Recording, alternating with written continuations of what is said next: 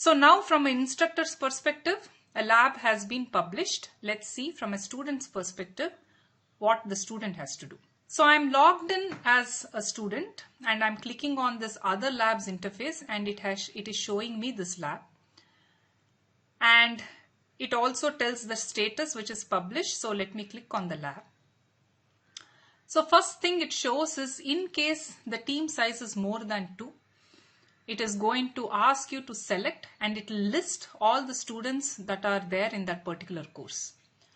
Now, even though the size is 2, you may decide to do by yourself, of course, with permission from your instructor, in which case you can go ahead and say create group with selected students without selecting anyone. That is in case you want to do with a size of 1. Or if you want to select someone, you can always select someone and click on this, in which case this lab will be done by you as well as Bhaskar and Raman.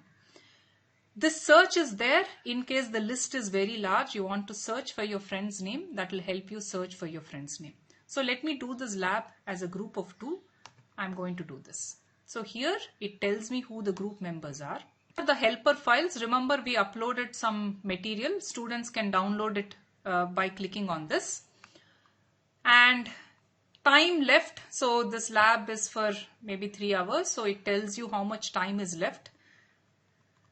And here are all instructions. You keep reading the instructions. You will do some activity, and whenever you're ready, you can click here to provide an answer. This opens an editor. This is unfortunately an old editor. We are in the process of updating this editor with the latest editor that is there in rest of Bodhitree.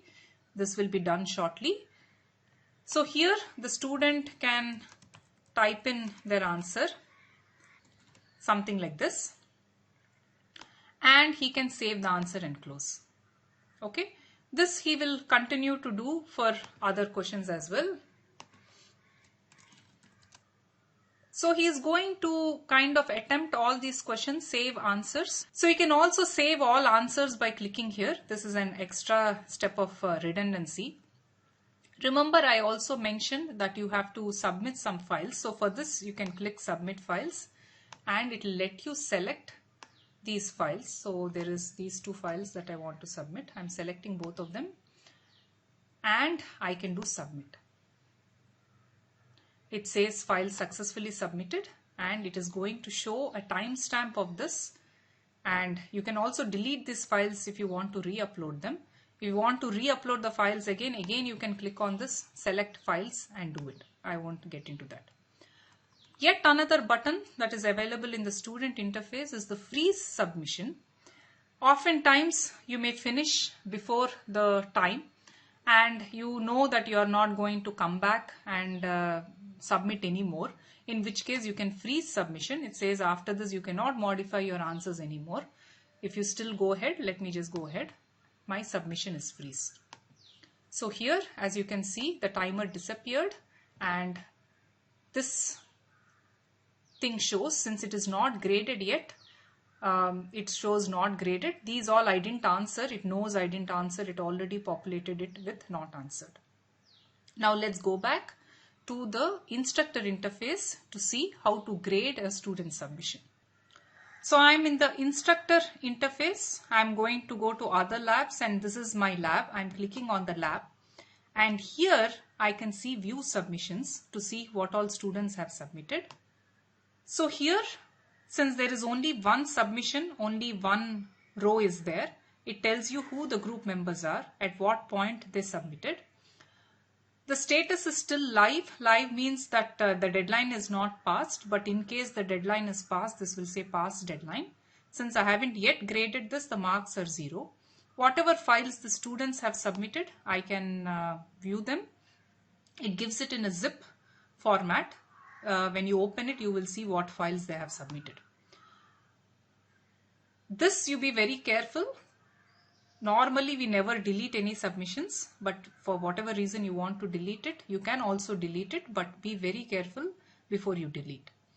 Now let's see the grading interface. For that you need to click on the group members, and it is going to take you to the student. Remember that particular student has answered only these 2. Others, the student did not answer. And here it tells you what the answer is. Based on this answer, you have this marks, comment and save. So based on this answer, let me say I'm going to give 10 marks, and there is, if you want, you can comment. Comment is also optional. You don't have to comment. Let me just add a comment and do save. So this got saved. Once it is saved, you can't edit it anymore. But if you want to revisit it, you can always click on edit, and maybe let's make it 5 marks and save. One other thing I want to mention here is, as soon as I have graded this, here it is showing that this question got 5 marks and the name of the person who graded it. So I'm grading it.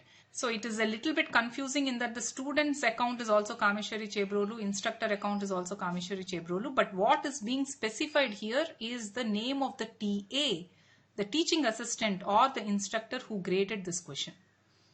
Similarly, you can grade the other question. I don't want to give any comment. Here also, as you can see, once it is saved, it is updated, and now I got 10 marks. This question was also graded by me. The advantage of this is, if any student has any specific complaints, they know which TA to contact directly. So the others are not answered, so I don't have to bother. And after this point on, I can go back. As you can see here, the marks are now 15 because I have assigned 15 marks. Here, unfortunately, there is only one submission, but if there are more submissions, you can continue grading the other submissions as well. If there are many submissions and you want to download all their files, you can use this to download all student files. So let me open it. As you can see, the name of the students is given as a folder, and within this they submitted these 2 files. I can get to see these files. So this is done. If you want to see what the marks are in this specific lab, you can click on this, and here are the students enrolled in this course along with their roll numbers. Bhargav did not submit anything, only Bhaskar and Kameshwari did, and they got 15 marks. You can also see individually what marks they got in the individual questions.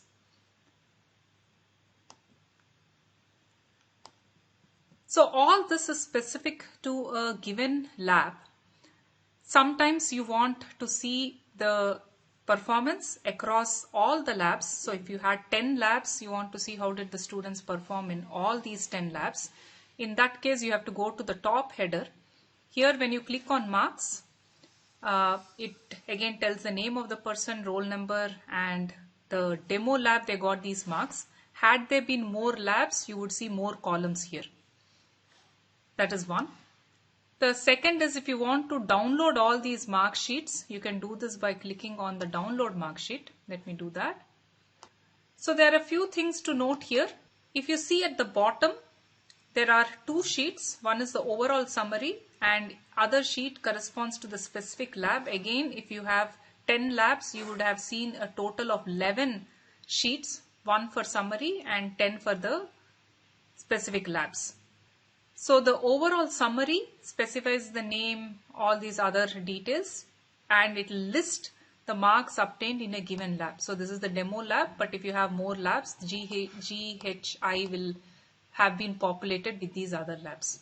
If you want to know specific details about a given lab, you have to go to this specific sheet. And here there are a few things to note. One is, it gives something called a group ID. What this means is both Bhaskaran and Kameshwari have done the lab together. That is why their ID is the same. So whosever IDs are the same means they did the lab in a group. It also specifies the submission time. In case you want to give any penalty based on submission time, you have to process this spreadsheet based on this total and give them some penalty. The fact that you have altered this total does not mean it will automatically reflect here, because you have already downloaded this spreadsheet. You will have to do those calculations yourself. And it also tells what the individual marks in each of these questions are. It gives a summary. Not only that, it also gives details for each specific lab. And finally comes download all submissions. So this If you again have 10 labs, it applies across all the 10 labs. Let's see this as well. So again, it's a zip file. Let me open it. So here the folders are listed based on the labs. There's only one lab. If you have 10 labs, you would see 10 folders. And once you enter within a particular folder, there are some submissions. This submission is basically, I made some changes from the instructor interface. So that is why this submission corresponds to the instructor interface. You can ignore this. Other than this, there is this group that they have submitted, and when you get into it, you will also get a HTML document here, which is nothing but this of the particular student submission. So all this in HTML you can get for your reference, and within this you will actually get what they have submitted. So when you do this at the highest level, you even get what answers they have given. So this you can keep for your reference and further processing. One last thing, let me also show you the student view after the grading is finished. So here is the student view. As you can see, you can quickly see what marks you got. This is the total marks you got individually for each questions, who graded it and what marks you got. And the interface is more or less similar, except that here these two fields are not editable anymore because you are a student. Other labs so far supports only subjective questions. We are currently working on integrating auto-graded objective questions also as part of this other labs interface, which should be ready soon. So that is about it with other labs. As you can see, it has a rich set of features to handle subjective assignments.